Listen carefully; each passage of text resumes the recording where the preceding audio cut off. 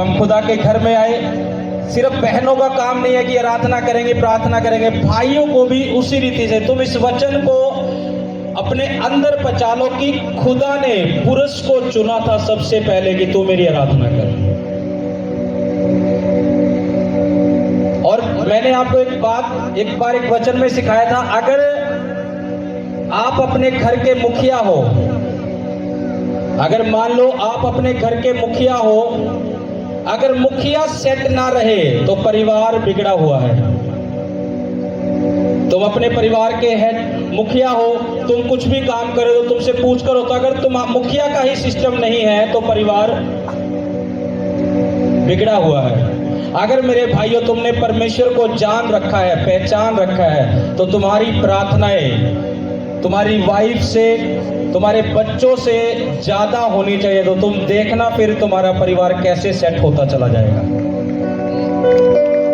आज शैतान ने क्या बात माइंड में डाल दी, मेरी वाइफ तो करती है मेरे घर में प्रार्थना, मेरे बच्चे तो करते हैं प्रार्थना, मैं ही तो नहीं करता। जबकि मुखिया तुम हो, तुम्हें कमांड अपने हाथ में लेनी होगी। इस वचन को हमेशा याद रखना कि परमेश्वर ने सबसे पहले बनाया ही पुरुष था कि ये मेरी महिमा करेगा। जब भी तुम प्रार्थना ना करो, जब भी तुम्हें आलस आए, जब भी तुम्हें लगे तुम खुदा के घर में आओ, बहुत से भाई आंख खुली रखते हैं, बहुत से भाई प्रार्थना में मगन रहते हैं, आराधना में मगन रहते हैं, बहुत ऐसे जो आराधना में मगन रहते हैं, बहुत ऐसे प्रार्थना में मगन रहते हैं भाई भी, लेकिन कुछ ऐसे हैं खड़े हैं ठंडे, लेकिन उन्हें पता नहीं परमेश्वर चाहता है कि हम उसकी आराधना करें जब आराधना का समय हो, हम उसकी प्रार्थना करें जब उसकी प्रार्थना का समय हो। हालेलुया। अगर मान लो ये रस्सी है, इसको अगर माचिस से जलाना पड़े तो टाइम लगेगा कि नहीं? और एक बड़ी मसाल से इसको जलाएंगे तो कौन पहले जला देगी इसको, मसाल या माचिस की तीली? कौन जलाएगी? आवाज नहीं आ रही है। कौन चीज पहले जला देगी? क्यों जलाएगी वो? क्योंकि वो फायर ज्यादा है उसमें। वैसे ही एक ठंडी प्रार्थना है हमारी, तो माचिस की तीली से लगे हैं, जल तो जाएगी उस ठंडी प्रार्थना से भी, टाइम लग रहा है। और अगर मसाल से भरकर प्रार्थना कर रहे हैं, एक समय आता है जब प्रार्थना चलती है, फायर उतरी होती है, भूल जाओ कौन पास खड़ा है कौन नहीं। आराधना में भी फायर उतरती है, कोई एक माहौल ऐसा आता है, भूल जाओ, आराधना में मगन हो जाओ। प्रार्थना में एक समय ऐसा आता है, फायर उतरती है, सोच लो कि वो मसाल तुम्हारे हाथ में है, बस उसे लगाना है, बंधन टूट जाता है। इसलिए कभी मेरे भाइयों ये मत सोचो कि बहनों का ही काम है, भाइयों का नहीं है। परमेश्वर के आगे जो व्यक्ति झुकना जानता है, उसे दुनिया के आगे झुकना नहीं पड़ता। इस चीज को याद रखना।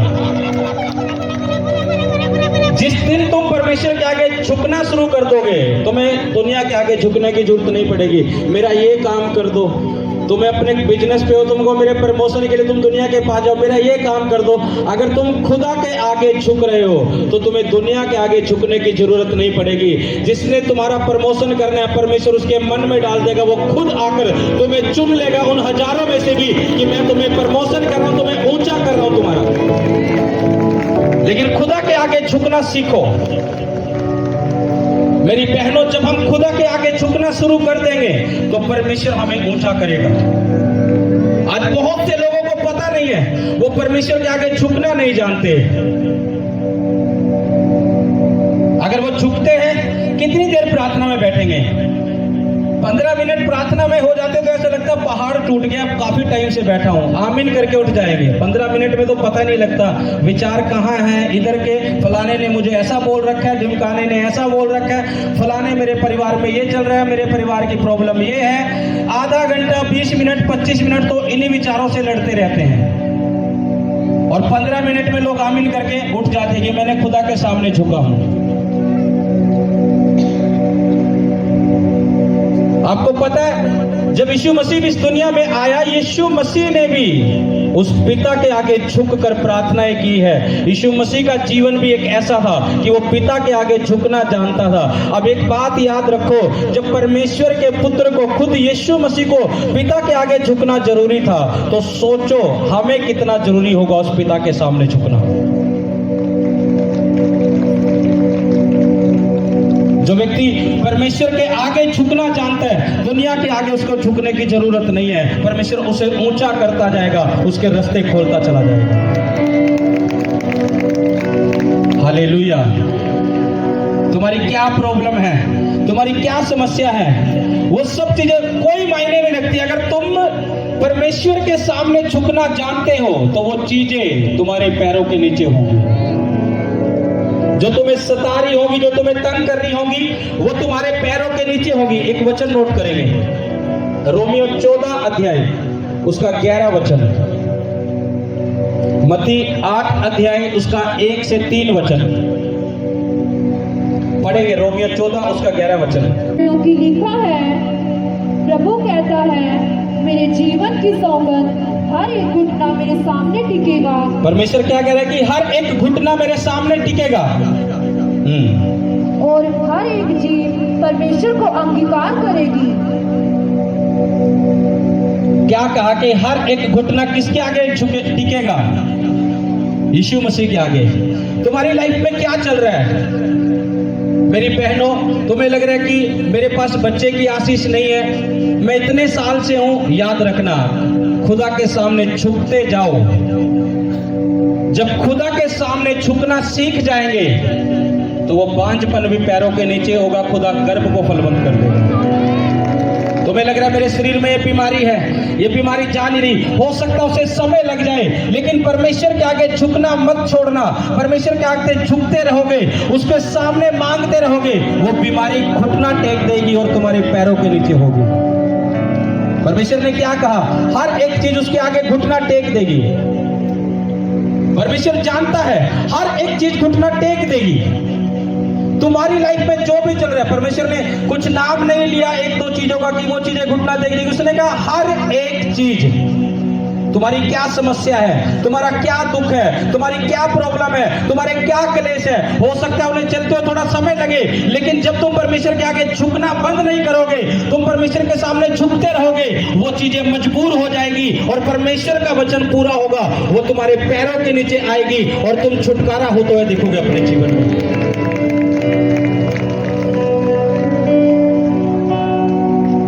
पौलुस और सिलास बंदी गृह में डाल दिए गए, उनको बेंते मारी, उनके कमर पर घाव थे, जख्म थे, हाथ पैर जकड़े हुए थे, लेकिन परमेश्वर के आगे झुकना बंद नहीं किया। उस दुख में भी खुदा के आगे झुके, आराधना करते हुए, और वो बेड़ियां टूट गई थी। यानी खुदा के आगे झुकना। किसकी सिफारिश लगाई उन्होंने कि मुझे छुटकारा दिलाओ? किसकी लगी?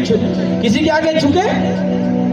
सिर्फ परमेश्वर के आगे झुके तो परमेश्वर ने उन्हें छुटकारा दे दिया। जब एक व्यक्ति इसी रीति से खुदा के सामने झुकना सीख जाता है तो उसे लोगों के आगे झुकने की जरूरत नहीं है। परमेश्वर बंद पड़े रास्ते खोलता जाता है। उसे पता है कि मुझे कैसे खोलने हैं बंद पड़े रास्ते। कोई दुष्ट आत्मा तुम्हें छोड़कर नहीं जा रही है, उसका एक ही हल है, परमेश्वर के नजदीक रहना, उसको दंडवत करते रहना। उसने कहा हर एक चीज घुटना टेक देगी। कोई चीज तुम्हारी लाइफ में ऐसी नहीं है जो तुम पर हैवी हो।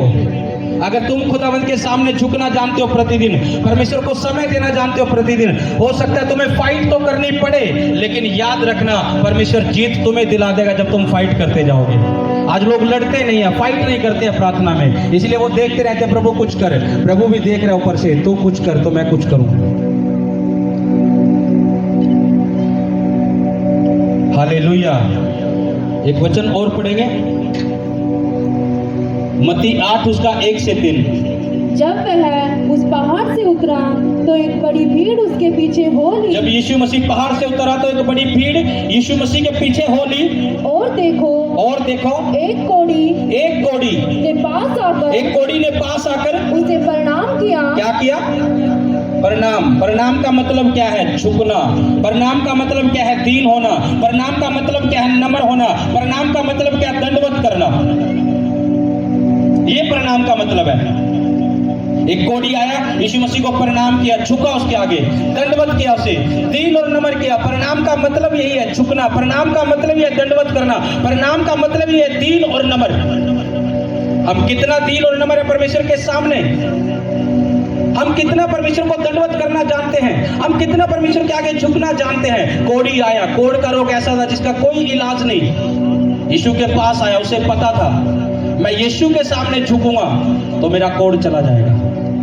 वो आया, यीशु को प्रणाम किया, उसके आगे झुका और फिर क्या हुआ? पढ़ो। और कहा हे प्रभु यदि तू चाहे तो मुझे शुद्ध कर सकता है। तो मुझे शुद्ध कर सकता है। आज लोगों को प्रार्थना करनी नहीं आती, बहुत बड़ी बात है। सालों से मसीह हो गया लेकिन प्रार्थना करनी नहीं आती है। कुछ लोगों के सवाल जवाब होते, मुझे प्रार्थना करनी नहीं आती है। कुछ लोगों को प्रार्थना ऐसे लगती है जैसे पता नहीं कितना बड़ा पहाड़ है। कोई पहाड़ नहीं, कुछ नहीं। उस खुदा के सामने दीन हो जाओ, अपने शब्दों के द्वारा, अपने कर्मों के द्वारा दीन और नम्र हो जाओ और उसके सामने बैठो, उसकी सुनो वो क्या कह रहा है क्या नहीं। कोढ़ी आया, सबसे पहले ये नहीं किया प्रभु तू चाहे तो मुझे शुद्ध कर दे, उसने ये नहीं कहा। क्या किया उसने? पहले आकर झुका, वो प्रणाम किया। क्या किया कोढ़ी ने आकर? लोग सोचते हैं प्रार्थना भी ना करने पड़े, चर्च जाए और काम होते जाए, प्रार्थना भी ना करने पड़े, चर्च जाए, काम होते जाए। नहीं होगा। ये वो जगह नहीं है कि तुम्हें खुद कुछ करना ना पड़े और यीशु अकेला करे जाए। यीशु ने कहा मैं तुम्हें आलसी नहीं बनाना चाहता, क्योंकि परमेश्वर के वचन में लिखा है आलसी लोग परमेश्वर को पसंद नहीं है। इसलिए वो नहीं चाहता कि तुम सोचो परमेश्वर ही कुछ करे, मुझे ना करना पड़े। नो, ऐसा हो नहीं सकता। एक कोढ़ी का एग्जाम्पल दिया, यीशु के पास है, उसने ये नहीं कहा प्रभु मुझे चंगा कर, मैं तेरे पीछे आऊंगा, मैं तुझे तेरे सामने झुकूंगा। उसने कोई चंगाई नहीं मांगी, पहले उसने प्रणाम किया। प्रणाम का मतलब खुदा के सामने झुका, पहले अपने आप को दीन किया, नम्र किया, दंडवत किया उसे, और फिर उसे बोला प्रभु तू चाहे तो मुझे क्या कर सकता है? शुद्ध कर सकता है। लेकिन कलीसिया क्या कहते हैं? ना प्रभु तू कर मेरे जीवन में काम, इसके लिए मनाही नहीं है। तुम कह सकते हो लेकिन सोचो, अगर तुम आत्मा में होगे तो तुम्हें पता होगा कि ये समय अभी मेरी उस आशीष का है या नहीं जिसके लिए मैं जिद कर रहा हूं। लोग सोचे कोई झुकना ना पड़े, कोई धन्यवाद नहीं, कोई कुछ नहीं, परमेश्वर के सामने आए और अपनी बातें सीधा प्रभु मेरे जीवन में ऐसा कर तो मैं तुझे ऐसा करूंगा, परमेश्वर मेरे इस काम को कर तो मैं वैसा करूंगा। पहले झुकना नहीं है, पहले परमेश्वर नहीं है, पहले अपने आप को आगे रखते हैं। इसी कारण वो कामों में ब्रेक लगी हुई है, इसी कारण वो छुटकारों में ब्रेक लगी हुई, क्योंकि तुमने पहले अपने आप को रखा। उस कोढ़ी से सिकोस ने कहा सबसे पहले प्रणाम, और फिर उसे बोला प्रभु तू चाहे तो मुझे शुद्ध कर सकता है।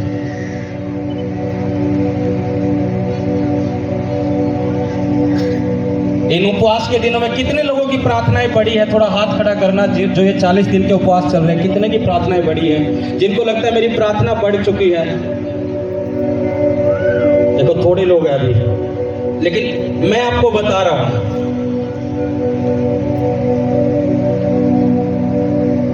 परमेश्वर ने हमारी प्रेयर लाइफ को भी इस 40 दिन के उपवास में बढ़ाया है। 8 घंटे मैं अपने प्रार्थना के कमरे से बाहर नहीं निकला, जो बढ़ गया तो 8 घंटे। सोचो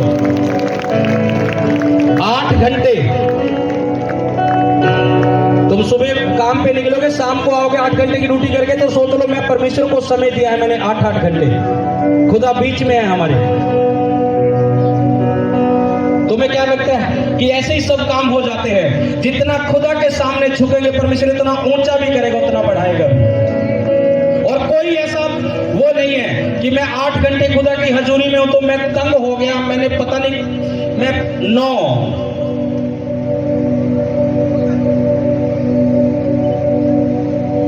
छुटकारे ऐसे नहीं होते, बरकतें ऐसे नहीं खुलती। परमेश्वर के सामने झुकना सीखो। हमारा झुकना कैसा है परमेश्वर के सामने? हम कितना परमेश्वर को समय दे रहे हैं, कितना हम उससे बातचीत कर रहे हैं? जितना हम खुदा के नजदीक है उतना परमेश्वर हमारे नजदीक रहता है। और जब मैंने खुदा को समय दिया, मुझे परमेश्वर की उपस्थिति पहले से भी बहुत ज्यादा महसूस देती है। मैं कदम कदम पर परमेश्वर की आवाज को सुनता हूं कि परमेश्वर मुझे क्या कह रहा है। कारण क्या है? जब हम खुदा को समय देते हैं तो परमेश्वर छोड़ता नहीं है, वो साथ रहता है। मैंने आपको बोला था ये उपवास चल रहे हैं, इन उपवास में कोई काम नहीं है हमारा। बहुत से परिवार बुला रहे थे परिवार प्रार्थना के लिए, नहीं। मैंने क्या बोला था, बुधवार से आज या संडे कहीं विजिटिंग नहीं है, सिर्फ प्रार्थना प्रार्थना वचन, प्रार्थना वचन प्रार्थना, खुदा की हजूरी में बैठे रहना। सिर्फ जो ये उपवास है ये खुदा की ओर से दिए गए हैं, हमें इसे पूरा करना है। जो लोग इन उपवास में अभी उस रीति से प्रार्थना नहीं कर रहे हो तो तुम कुछ चीजें मिस कर रहे हो अभी भी। अगर तुम इन उपवास को नॉर्मल तरीके से लेकर चल रहे हो, तुम्हारी प्रेयर लाइफ बढ़नी चाहिए, तुम्हारा खुदा की हजूरी में आना बढ़ना चाहिए, तुम्हारा परमेश्वर के नजदीक रहना बढ़ना चाहिए। तुम यहां से वो अभिषेक वो मसा लेकर तो जाते हो, लेकिन तुम उसको अपने ऊपर बनाकर कैसे रख रहे हो? अगर तुम्हारी प्रेयर लाइफ नहीं है, तुम्हारा जीवन वैसा नहीं है, तो वो मसा कब तक तुम्हारी लाइफ में काम करेगा? खुदा का दास तो दे रहे अपने लोगों को, प्रार्थना कर रहे हैं सबके लिए, वो मसा सब कलीसिया पा रही है, लेकिन वो बना कैसे रही है, अपने ऊपर बनाकर कैसे रख रही है, वो तुम्हारे ऊपर है। जब एक व्यक्ति के पास अभिषेक होगा, वचन कहता है अभिषेक के कारण तेरा हर एक जुआ तोड़ दिया जाएगा, नाश हो जाएगा। आज लोग बंधनों में सालों साल गुजार देते हैं। मैंने आपको बोला था, हो सकता है इन उपवास के दिनों में शैतान बहुत लोगों को तंग करे, तुम्हें लगे कि उपवास में हो क्या रहा है, ये मेरे परिवार का माहौल बिगड़ रहा है, बिगड़ने दो, लेकिन खुदा की हजूरी में जाना मत बंद करना। मेरे बिजनेस में क्या हो रहा है होने दो, लेकिन परमेश्वर की हजूरी में जाना बंद मत करो, उसके सामने झुकना बंद मत करो। तुम्हें पता ये उपवास नहीं, ये छुटकारे के दिन है हमारे। जितना हम खुदा के हजूरी में रहेंगे, छुटकारा हमारा होगा यीशु मसीह के नाम से। हालेलुया। उन प्रेयर रिक्वेस्ट की कितनी गवाहियां हमने सुन ली है, क्यों सुन रही है? मैं आपको अपनी प्रार्थना में रख रहा हूं। अगर मैं खुदा की हजूरी में हूं, मैं खुदा को समय दे रहा हूं, जितना समय मैं खुदा की हजूरी में हूं, तो तुम भी मेरे साथ उस प्रार्थना के कमरे में हो, मेरे प्रेयर रूम में हो, तुम भी उतने ही। मैं उनको पेपर नहीं, मैं तुम्हें देखता हूं कि ये मेरे लोग हैं प्रभु, जिन्हें मैं छू रहा हूं, और परमेश्वर इनके जीवन में काम कर। तुम्हें लगता है वो प्रार्थना रखी है, परमेश्वर हर नए तरीके से। पिछले संडे शायद हम उन प्रेम विषय को यहां लेकर आए, क्योंकि खुदा ने बोला मेरे घर में जाकर भी नहीं बसा कर। यहां बसा हुए, यहां प्रार्थना हुए, घर में खुदा कह रहा है एनॉइंटेड हैंकी के साथ। अगर परमेश्वर कह रहा है उन पर एनॉइंटेड हैंकी से हो रही है, हर तरह तरह से प्रार्थना हो रही है, जैसा परमेश्वर का आत्मा हमें कह रहा है। परमेश्वर ने कहा घर में भी अब इसे ऑयल से मसा कर, इन सब प्रेयर विषयों को, वो घर में भी ऑयल से मसा हो रही है। तो क्यों नहीं प्रार्थना को उत्तर आएगा? जब खुदा के सामने हम झुकेंगे तो परमेश्वर क्यों नहीं देगा उत्तर? लेकिन सिर्फ आशीष लेना, बरकत लेना, छुटकारा लेना हमारा काम नहीं। आशीष, बरकत, छुटकारा लेकर परमेश्वर के नाम को महिमा देना और उसके सामने झुकते रहना, ये हमारा काम है। हालेलुया।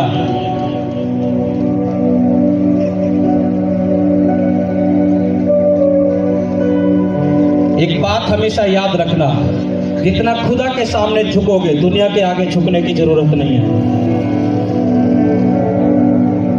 बीमारी के आगे झुकने की जरूरत नहीं पड़ेगी, कोई बीमारी हमें मार देगी, तुम्हें झुकने की जरूरत नहीं पड़ेगी। अगर खुदा के सामने झुकते रहोगे, एक समय आएगा, एक दिन आएगा, वो बीमारी खुद झुक जाएगी, नाश हो जाएगी, गिर जाएगी तुम्हारे शरीर में से, और तुम्हें पता भी नहीं लगेगा।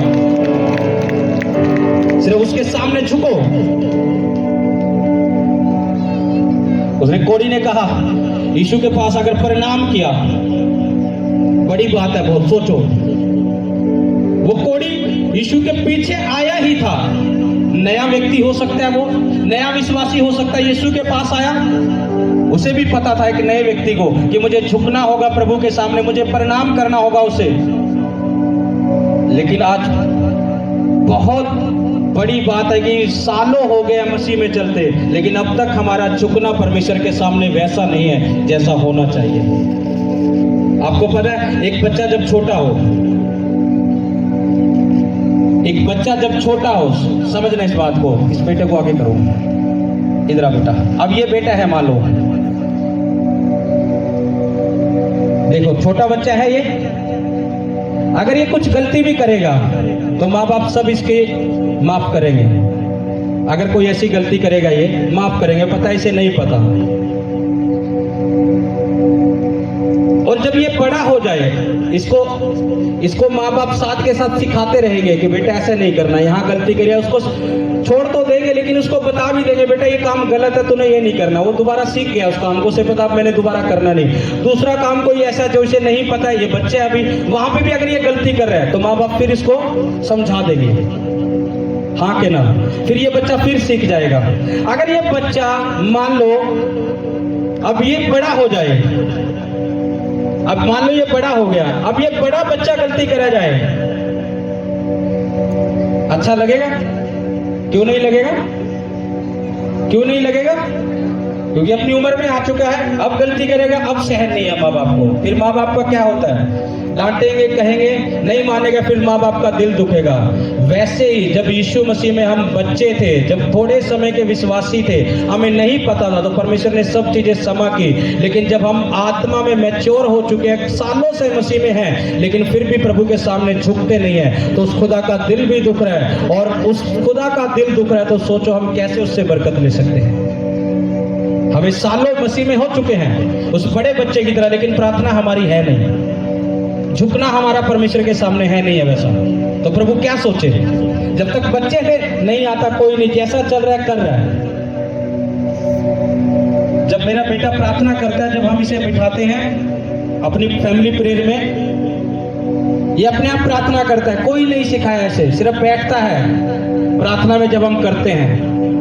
और जब मैं इसको प्यार से बोलता हूँ प्रार्थना में कि बेटा प्रार्थना कर कि प्रभु देख रहा है तुझे, हमें ऐसे नहीं बैठना। जब उसे प्यार से बोलता है, मैं इसको बोलकर चुप हो जाता हूँ, फिर अपने आप आत्मा इसको चलाता है, अपने आप प्रार्थना करेगा। ये जो इसके मुंह में शब्द आएंगे अपने आप निकालेगा, कलीसिया के लिए करेगा, हर मीटिंग के लिए करेगा, जो आएगी अपने आप करेगा। परमेश्वर गवाह इस बात का, टीम के लोगों के लिए करेगा। उसे पता है कि मेरे पापा कैसे दुआ कर रहे हैं, वो सीख रहा है अपने आप। उसे मैं नहीं कहूंगा कि ये प्रार्थना कर, अपने आप जब उसका मुंह खुलेगा टीम के लिए मांगेगा, कलीसिया के लिए मांगेगा। उसका काम उसके मुंह से जब सुनेंगे तो मैं खुद सोचता हूँ कि जब परमेश्वर का आत्मा चलाता है तो कौन ऐसा है जो ये कहे कि प्रार्थना नहीं करने आती। उस बच्चे को कितना पता है, उसको सुनोगे तो तुम्हें हैरान होगा।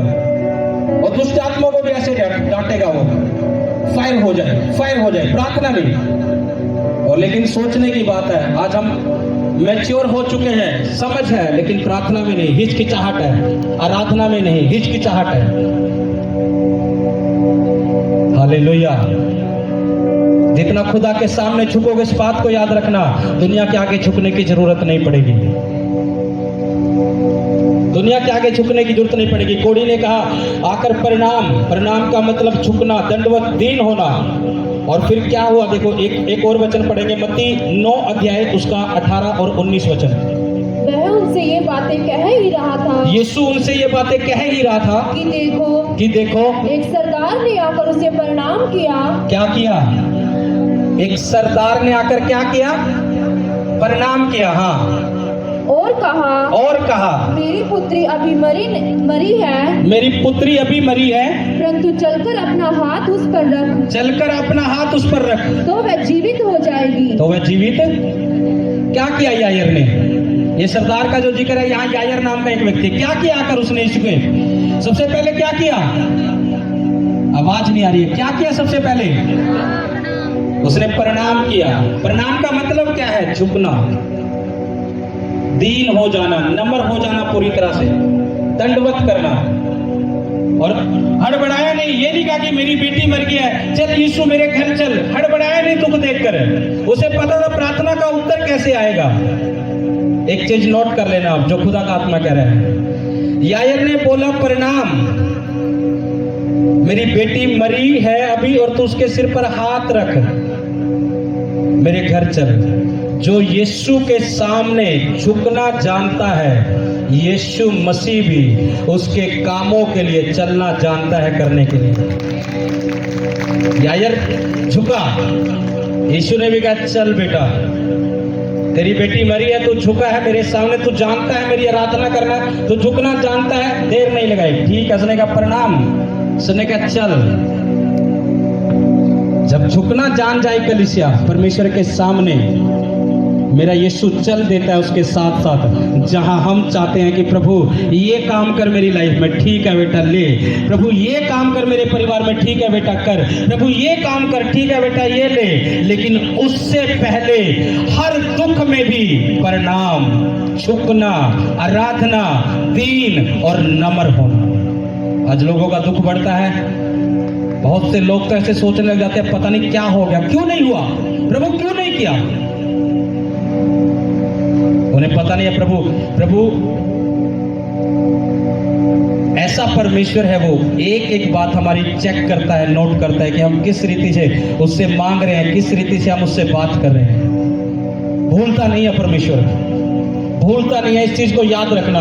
तुमने अगर कोई सालों पहले कोई बात गुस्से में कह दी होगी, परमेश्वर पे कुड़कुड़ा दिया होगा, तुम भूल चुके होंगे, लेकिन परमेश्वर भूलता नहीं है। और तुमने सालों पहले कोई बात अपनी आत्मा से परमेश्वर को ऐसी कही होगी कि परमेश्वर को लगी होगी ये मेरा बेटा है, मेरी बेटी है, तुम भूल चुके होंगे उस प्रार्थना की आशीष को मांगकर। मेरा खुदा वो भी नहीं भूला।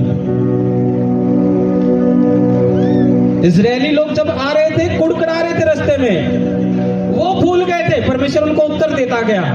वो मूसा पर भी कुड़कुड़ाते जा रहे, परमेश्वर के दास मूसा पर कुड़कुड़ा रहे, परमेश्वर पर कुड़कुड़ा रहे, वो भूलते गए कुड़कुड़ा के, परमेश्वर उन्हें फिर भी आशीष देता गया। उन्हें लगा हम ठीक है, उन्हें आशीष मिलती गई। फिर कुड़कुड़ा रहे परमेश्वर के दास मूसा पर, परमेश्वर पर भी फिर आशीष मिल रही। लेकिन मूसा ने भी एक जगह जब परमेश्वर के विरुद्ध पाप कर दिया, उन लोगों के तंग आने पर, उन लोगों ने, कलीसिया ने तंग कर दिया था मूसा को भी। जब मूसा ने पाप कर दिया, परमेश्वर वो भी नहीं भूला था। आपको याद होगा मूसा कनान जाना था अपने लोगों को लेकर जो परमेश्वर ने दिया था, लेकिन सालों पहले मूसा ने गलती कर दी थी। परमेश्वर ने उसे याद दिलाया, और किस टाइम याद दिलाया? लास्ट टाइम पर, जब कनान, मान लो यहां से छत पे से खड़े होकर दिखता है कि वो कनान रहा। लास्ट टाइम पर परमेश्वर ने मूसा को दिखाया, मूसा तू भी कनान नहीं जाएगा। मूसा कह रहा है क्योंकि तूने भी मेरे विरुद्ध पाप किया था, तू भूल चुका है, लेकिन मैं नहीं भूला। सोचो कैसा परमेश्वर है वो हमारा। एक आहें हमारी दुख भरी निकलती है, हम भूल जाएंगे उस आहें भरी प्रार्थना को करके, लेकिन परमेश्वर नहीं भूला है। विश्वासी भूल जाएगा कुड़कुड़ाकर परमेश्वर पर, परमेश्वर नहीं भूला है। मूसा को बोला तू यहीं से देख ले, लेकिन सोचो, एक बात सोचो, मूसा को ये तो बोला कि तू यहां से देख ले, वो कनान देश है, सिर्फ इस पहाड़ से देख ले, तू जाएगा नहीं उसमें, लेकिन सिर्फ यहां से देख ले।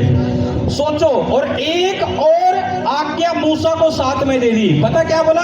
कह रहा है इसके विषय में कि परमेश्वर मुझे कनान लेकर जा, तू मुझसे प्रार्थना भी मत कर। वचन में ऐसा लिखा है। मूसा को साफ बोल दिया, कह रहा है इस विषय में मुझसे प्रार्थना भी मत कर कि मुझे परमेश्वर कनान लेकर जा, मैं नहीं सुनने वाला तेरी। जब पढ़ोगे वहां ऐसे ही लिखा है। मूसा को बोला, कह रहा इस विषय में प्रार्थना भी मत कर कि मुझे कनान लेकर जा, नहीं लेकर जाऊंगा, यहोशू लेकर जाएगा। तुम्हें क्या लगता है हम परमेश्वर के आगे झुकते जा रहे हैं? परमेश्वर अपने दुख में भी हम खड़े हैं, परमेश्वर अपने हर हालातों में भी हम खड़े हैं। हम तो तेरे से दूर नहीं हटे, तेरी प्रार्थना भी वैसे करे, तेरी आराधना भी वैसे कर रहे हैं। तुम भूल जाओगे उन प्रार्थना को, आराधना को करके, परमेश्वर नहीं भूलेगा। वो एक एक का उत्तर तुम्हें वापस दे देगा, आशीषों को और बरकतों को खोल कर तुम्हारे जीवन में।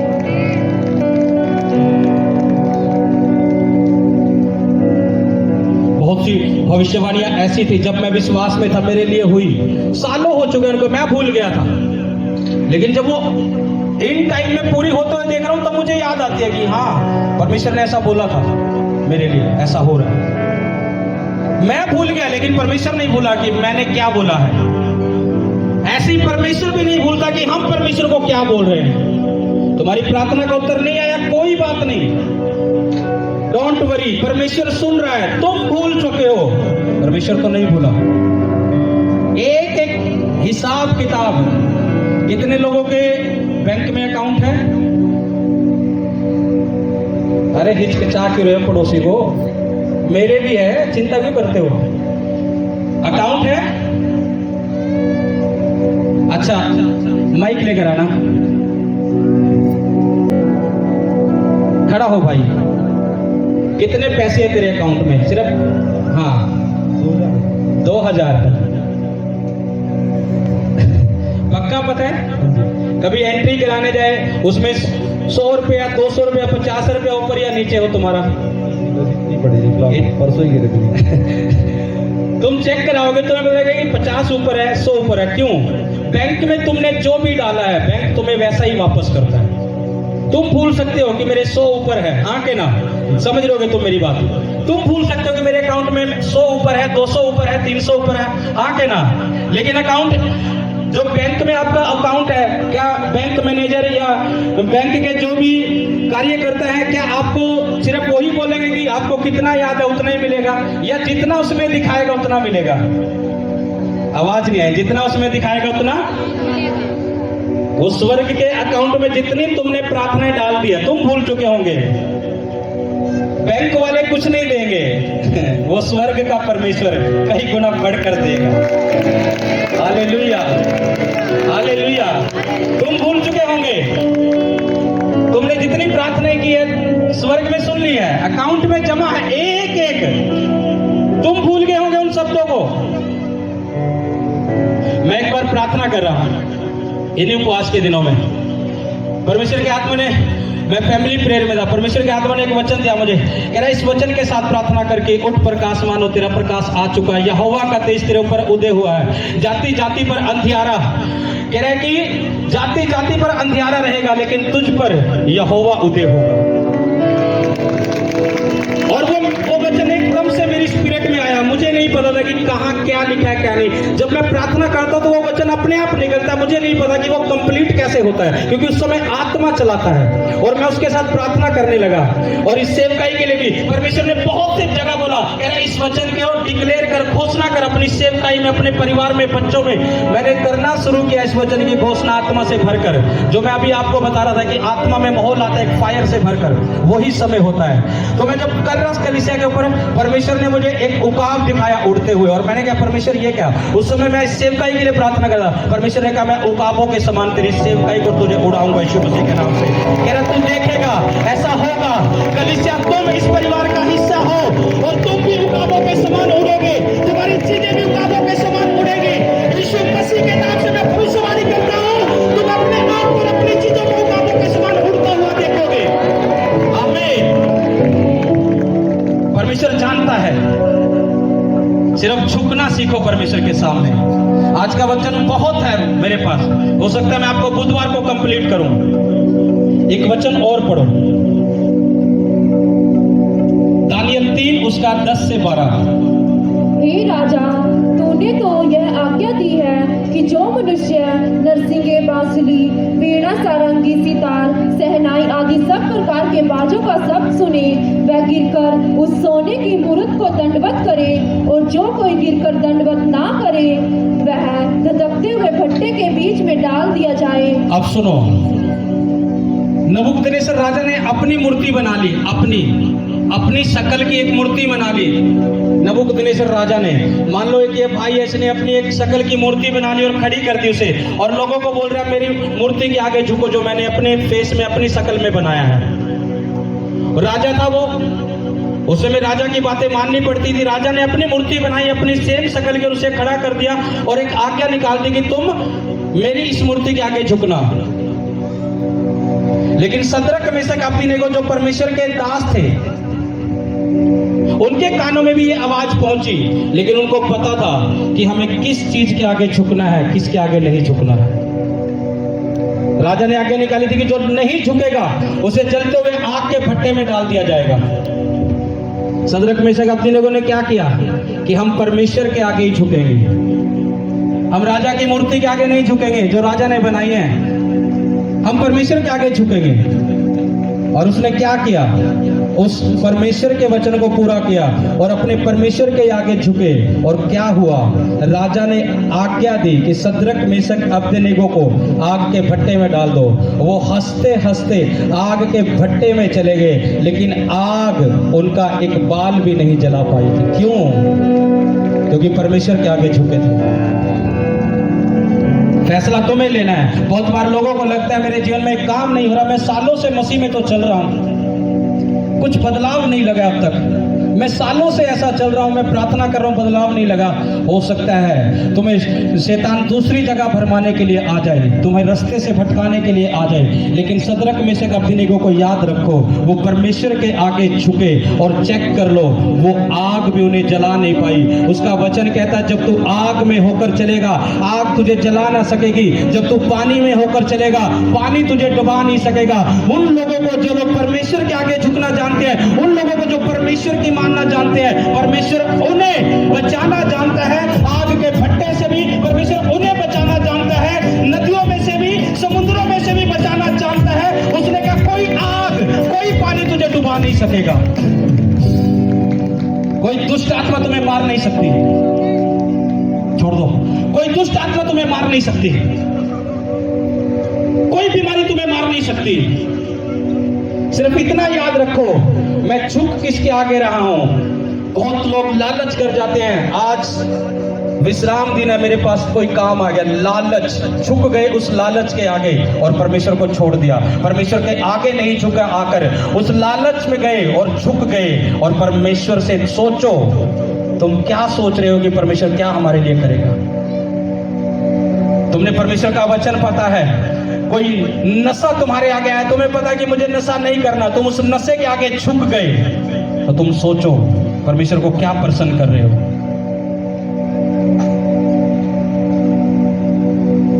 जितना परमेश्वर के आगे हम झुकेंगे, सदरक मेशक अबेदनीगो ने, और चेक करो इस वचन को, जब आगे चेक करोगे तुम, सदरक मेशक अबेदनीगो परमेश्वर के आगे झुके और किसी के आगे नहीं झुके। वचन कहता है उसी राजा ने जिसने अपनी मूर्ति बनाई थी, उसी राजा ने जब देखा कि ये उस आग के भट्टे से भी बचकर निकल आए, परमेश्वर की महिमा अपने मुंह से की और बोला, सदरक और मेशक और अबेदनीगो का जो लेवल था उसके काम काज का ऊंचा कर दिया उसी राजा ने जिसके आगे वो झुके नहीं। सोचो,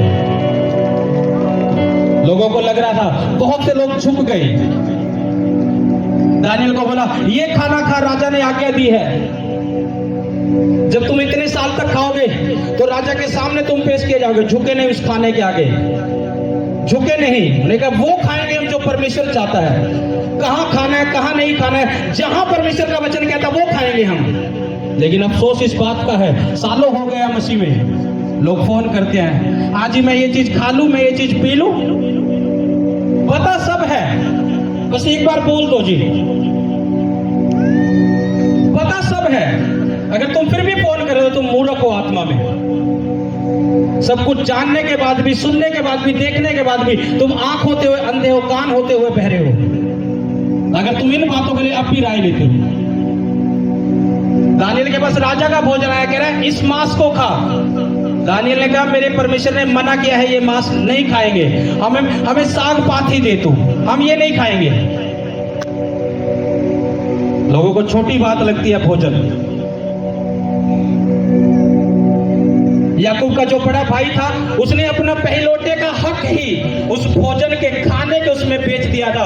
उसे भूख लगी थी, उतावली में अपने भाई के पास, वो दाल पका रहा था। उसने कहा तूने क्या पकाया है ये? कह रहा दाल है। कह रहा मुझे खिला, मुझे भूख लगी है बड़ी जोर से। कह रहा ऐसे नहीं दूंगा। कह रहा पहले पहलोटे होने का हक मुझे दे तो मैं तुझे दे दूंगा। उसने कहा ठीक है ले ले, मेरे किस काम का है ये। उसने वो लालच में खाने के चक्कर में वो दे तो दिया, लेकिन बाद में पछताया जब याकूब दुगने का हिस्सेदार हुआ और वो अकेला रह गया। उसे बाद में पता लगा मैंने कहा खाने पर।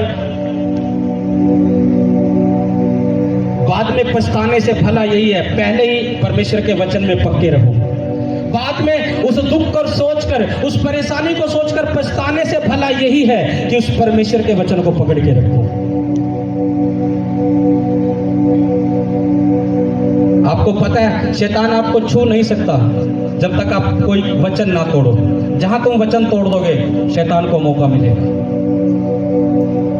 शैतान की औकात नहीं है वो तुम्हें छू सके। उसने जब आयुब को दुख दिया था, परमेश्वर को बोला परमेश्वर अपना बाड़ा जो तूने लगाया वो हटा, फिर ही तो जाऊंगा उसके पास। तू मुझे ऐसे ही बोल रहा है कि जा उसको सब कुछ कर तू, लेकिन उसकी जान पर अधिकार नहीं। कह रहा हूं बाड़ा तो हटा पहले, ऐसे जाऊंगा तो जल जाऊंगा। परमेश्वर ने कहा ठीक है मैंने अपना बाड़ा हटाया, अब जा। जो परमेश्वर के सामने झुकना जानते हैं, परमेश्वर का बाड़ा चारों तरफ उस व्यक्ति के लगा रहता है। एलिशा को पकड़ने के लिए एक बड़ी फौज आ गई। उसका टहलुआ डर गया, कह रहा बड़ी फौज हमें मारने के लिए आ गई है, पकड़ कर ले जाएगी। वो पहाड़ पे से देख रहा। परमेश्वर ने बोला अपने चेले के लिए, परमेश्वर इसकी आंखें खोल दे। उसने उसकी आत्मिक आंखें खुल गई और परमेश्वर के दास ने कहा चारों तरफ नजर उठाकर देख। उसने देखा है, कह रहा क्या दिखाई दिया है? कह रहा अग्नि में रथ और घोड़े, एक बड़ी सेना चारों तरफ परमेश्वर के दास के खड़ी थी। कह रहा ये हमारी ओर से लड़ेगी, जो दिखाई नहीं देती लेकिन काम पूरा करती है। जब लड़ती है तो परमेश्वर की ओर से। तुम्हें दिखाई नहीं देंगे, तुम्हें लगेगा मेरे साथ कोई नहीं खड़ा, मेरे केस में कोई नहीं खड़ा, मेरी बीमारी में कोई नहीं खड़ा, मेरे हालातों में नहीं कोई खड़ा। अरे परमेश्वर के सामने झुको, एक है जो खड़ा है, उसका नाम यीशु मसीह है। वो खड़ा है तो वो बचा लेगा, संभाल लेगा सब चीजों में। वो खड़ा है। अपने आप को कमजोर मत बनाओ, अपने आप को कमजोर मत बनाओ। मेरे साथ कोई नहीं खड़ा, मेरे साथ कोई नहीं खड़ा, एक है। अगर आंखें खोलो आत्मिक तो दिख जाए, जितने किसी के साथ नहीं खड़े हैं उतने जन हमारे साथ खड़े हैं। मैं क्यों परेशान हूं? आज परेशान वही व्यक्ति है जो झुकना नहीं जानता परमेश्वर के सामने। मेरे प्रियो, प्रतिदिन खुदा को प्रणाम करो, झुको, उसके सामने घुटने टेको, उसके सामने दीन और नम्र हो। जहां तुम्हें खालीपन लगता होगा देखना कैसे भरता जाएगा। तुम्हें नजर आएगा परमेश्वर मेरे यहां खड़ा है, तुम्हें नजर आएगा वो काम मेरा हो रहा है परमेश्वर क्योंकि मेरे साथ खड़ा है। लेकिन अफसोस इस बात का है कलीसिया को पता ही नहीं है, उसके टहलुए को नहीं पता था एलिशा के। परमेश्वर के दास ने, एलिशा ने प्रार्थना की, कह रहा परमेश्वर इसकी आंखें खोल दे। उसने देखा, कह रहा हम तो विनर हैं, हम तो जीते हुए हैं। पहले डर रहा था जब तक उसकी आत्मिक आंख बंदी, जब देख लिया उसे पता हम तो विनर है, क्योंकि लाखों स्वर्गदूत खड़े थे ऐसे अग्नि में घोड़े और रथ सवारों होकर।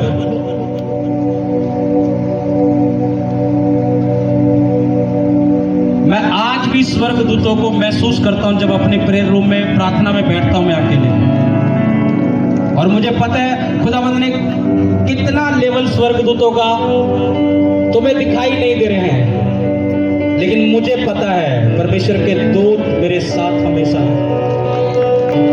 मैं बहुत बार जब प्रेयर करता हूं मुझे ऐसे उड़ते हुए दिखाई देते हैं। वो शारीरिक आंखों से नहीं दिखते, वो आत्मा की आंखों से मुझे उड़ते हुए दिखाई देता है। बहुत बार व्हाइट पर वाले स्वर्गदूत, उड़ने वाले जो पर लगे हुए हैं। मैं अपने प्रेयर रूम में जब बैठा रहता हूं तो मैं उन्हें देखता हूं उड़ते हुए इस रीति से। बहुत बार जब मैं घुटने टेकता हूं मुझे अपनी दाहिनी ओर खड़ा हुआ दिखता है। मैं मेरी आंखें बंद रहती है लेकिन आत्मिक आंखें खुल रहती है। मुझे पता रहता है कि खुदा के दूत यहाँ, और उसी टाइम आत्मा मुझे स्पर्श करता है, उसकी सामर्थ्य मुझे छूती है अपने प्रेयर रूम में भी। तुम्हें लगता है परमेश्वर बातों का ही है, वो बातों का नहीं है मेरे भाइयों। तुम उसके लिए मेहनत करो, वो तुम्हें दिखाएगा मैं कौन हूं, कैसा परमेश्वर और क्या नहीं कर सकता। तुम करो तो, उसके सामने घुटने टेको तो। दुख चल रहा है, कुछ भी चल रहा है, कोई प्रॉब्लम नहीं, कोई बात नहीं, फाइट कर रहे हैं ना, परमेश्वर साथ खड़ा है। वचन कहता लड़ना पड़ेगा अंधकार की ताकतों के साथ अपनी प्रार्थनाओं में, बीमारियों से लड़ना पड़ेगा प्रार्थनाओं के द्वारा, उपवास के द्वारा, उसकी बंदगी में आकर।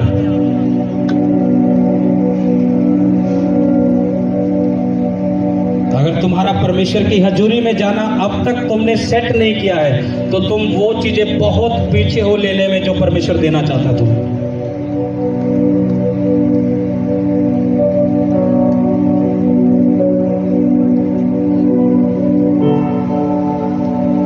एक एक चीज को चेक करता है। तुम्हारे लिए नॉर्मल हो सकती है बात, आज मैंने प्रार्थना की या नहीं की, आज विश्राम दिन है, मैं बंदगी में आया हूं नहीं आया हूं, चल जाएगा। तुम्हारे लिए नॉर्मल हो सकती है, लेकिन परमेश्वर याद रखता है। उसके पास जैसे हम वचन नोट करते हैं, उसके पास भी एक डायरी है, लिख रहा है वो, जीवन की पुस्तक में लिख रहा है वो भी। हमारा सारा बायोडाटा उस खुदा के पास है। कुछ। तुम्हारी लाइफ में जो दुख भी चल रहे हैं वो भी परमेश्वर के पास है, लिखे हुए हैं कि मेरा ये बेटा, मेरी ये बेटी इस दुख से चल रहा है। तुम ये मत सोचो कि परमेश्वर दुख में नहीं देख रहा, वो चीजें भी परमेश्वर को याद है। इस चीज को हमेशा याद रखो मेरे भाइयों, मेरी बहनों। जो भी चीजें तुम्हारी लाइफ में चल रही है, कोई भी चीज ऐसी नहीं जो परमेश्वर को ना पता हो। तुम्हें लग रहा होगा अब्राहम के पास सालों बच्चे नहीं थे, याद था परमेश्वर को। आए परमेश्वर के दूत, कौन सी आशीष दी? अब्राहम तेरी पत्नी सारे एक पुत्र जनेगी। है परमेश्वर, मैंने तो तुझे कहा नहीं। तू, मैंने पहले प्रार्थना की थी, मैं तो अब प्रार्थना भी नहीं कर रहा था कि मुझे बेटा दे या मुझे पुत्र दे, लेकिन परमेश्वर के दूत आए, एक ही बात बोल रहे कि अब्राहम तेरी पत्नी सारा पुत्र जनेगी। यानी परमेश्वर लिख रहा था, देख रहा था तुम्हारे दुख भी कि क्या है तुम्हारी लाइफ में। जाकरिया के पास आया, धूपदान की सेवा मिली हुई थी, बूढ़ा हो चुका था, कोई संतान नहीं थी, बुढ़ापे में भी कोई संतान नहीं थी, बुढ़ापे में। सोचो अगर जिसके पास संतान ना हो तो उसका दुख क्या होगा। कोई संतान नहीं थी, लेकिन सेवा करनी बंद नहीं की। खुदा के घर में गया, वहां के बोला, वहां के टीम के लोगों को जो वहां के थे सेवादार, मेरे नाम की भी चिट्ठी डालो, मैं भी सेवा करना चाहता हूं। आज लोग कहते हैं मैं क्यों करूं, मेरा कोई काम थोड़ी बना है, मैं क्यों करूं, मैं तो दुखी हूं। क्या हम सिर्फ परमेश्वर से लेना ही जानते हैं, उसके कामों को करें ना करें? जाकरिया बुढ़ापे में था, कोई मतलब नहीं था, लेकिन क्या हुआ, जैसे इसने अपने नाम की चिट्ठी डलवाई, उसकी चिट्ठी लेकर गई और परमेश्वर का दूत उसके पास आया। क्या बोला पता है? जाकरिया भयभीत ना हो, तेरी पत्नी इलिशिबा जो बांझ है वो पुत्र जनेगी। नाम लेकर बोल रहा उसकी पत्नी का भी, अब्राहम की पत्नी का भी नाम। अब जाकरिया भी कह रहा होगा, प्रभु मैं तो बुढ़ापे में आ गया हूं। उसने बोली ये बातें, मैं तो बुढ़ापे में हूं। अब्राहम ने भी बोली, मेरी पत्नी तो बुढ़ापे में आ गई, मैं भी बुढ़ापे में आ गया, उनका मासिक धर्म आना बंद हो चुका। उसने भी बोली, लेकिन परमेश्वर को पता था तुझे ये दुख है, मेरे पास इसका हल है, इस दुख से तुझे कैसे निकालूं। उसने जाकरिया को भी एक ही बात बोली कि तेरी पत्नी इलिशिबा एक पुत्र जनेगी, उसका नाम यूहन्ना रखना। तुम कैसा जीवन जी रहे हो, तुम्हें लग रहा है परमेश्वर नहीं देख रहा, परमेश्वर नहीं सुन रहा। तुम्हारे और हमारे दुख भी उस परमेश्वर के पास है, और उन दुखों से हल करना भी उस परमेश्वर के ही पास है, और कहीं नहीं, और कहीं नहीं। अभी गीत गा रहे थे ना कि तेनू छड़ के मैं जावा किथे नासरी, क्योंकि जीवन दिया गल्ला तेरे पास है, जीवन की बातें तेरे पास है प्रभु। मैं कहाँ जाऊं, छुटकारा तेरे पास है प्रभु। मैं कहाँ जाऊं, मेरी हर समस्या का हल तेरे पास है, मैं कहाँ जाऊं। अगर कोई व्यक्ति बीमार हो जाए और डॉक्टर जब जवाब दे देते हैं, डॉक्टर जब जवाब दे देते हैं उस व्यक्ति को कि कोई इलाज नहीं, ले जाओ सेवा कर लो, 5 दिन का मेहमान है, 10 दिन का मेहमान है, सेवा कर लो। परिवार वाले फिर भी डॉक्टर को छोड़ते रहे, नहीं डॉक्टर साहब ट्रीटमेंट दो, ट्रीटमेंट दो। हाँ क्या ना, कोई नहीं चाहता, उसे पता डॉक्टर ही है एक जो इसका इलाज कर सकता है। अगर डॉक्टर के पास ले गए, डॉक्टर ने तो जवाब दे दिया, फिर भी डॉक्टर पे ही कह रहे कि नहीं। अच्छी बात है, क्योंकि खुदा के बनाए हुए हैं डॉक्टर। वैसे ही परमेश्वर पर भी भरोसा रखो। अगर कुछ अभी नहीं हो रहा है, उत्तर नहीं आ रहा है, उसी तरह जीत पकड़ो, नहीं परमेश्वर कर कुछ नहीं हो रहा, तेरे पास ही हल है, तेरे पास ही इलाज है मेरे। उसका वचन कहता है वही घाव देता है और वही मलहम भी लगाता है।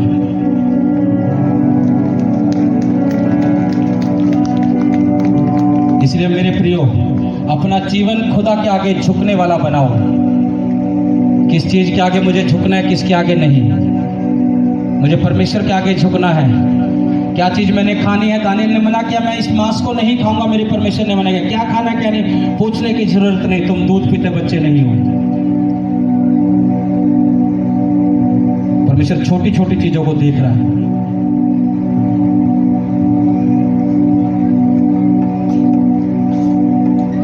और परमेश्वर कभी नहीं चाहता कि हम आलसी बन जाएं। इसलिए प्रार्थना में कभी आलसी मत बनो। तुमने सीखा, कोड़ी आया, क्या कहा? प्रभु प्रणाम, तू चाहे तो मुझे शुद्ध कर सकता है। लेकिन आज का विश्वासी सोच रहा है प्रभु कब करेगा? उसके सामने झुको, उसके सामने दीन हो, उसकी महिमा करो, स्तुति करो, धन्यवाद करो, झुको और फिर कहो प्रभु तू चाहे तो ऐसा कर सकता है। हालेलुया। कितने लोगों को समझ आ रहा आज का वचन?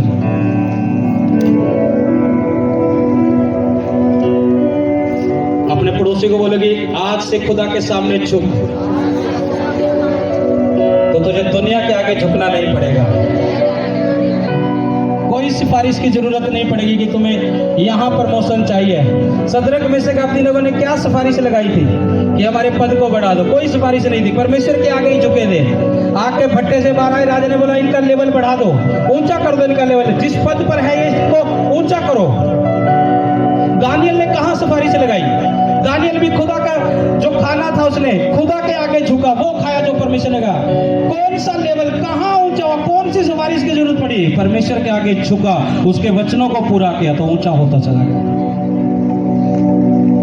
आमीन।